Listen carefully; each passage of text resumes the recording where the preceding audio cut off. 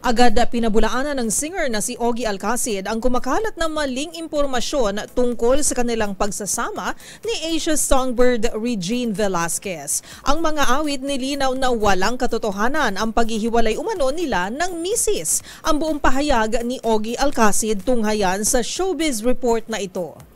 Walang katotohanan ang umano'y paghihiwalay ni Regine Velasquez at Ogie Alcacid. Sa threads, umalmang mga awit sa nagkakalat ng maling impormasyon tungkol sa kanilang pagsasama. Dito inilagay ni Ogie ang link ng post kung saan mawawasang pinaasikaso na raw ni Asia Songbird ang kanilang divorce papers dahil umano sa kaniyang pagtataksil.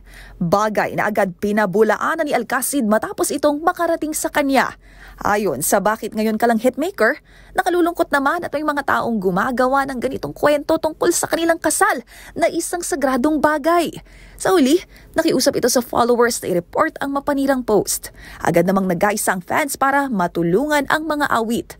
Habang may ilan pang ang pinayuhan ito na tularan ang ginawa ng aktor na si Mon Confiado na naghain ng reklamo sa NBI laban sa isang content creator na nagpakalat din ng maling impormasyon tungkol sa kanya para magtanda. Para sa MBC TV Network News, ito po ang Showbiz Angel Angelica Cosme. Una sa Pilipinas, una sa Pilipino.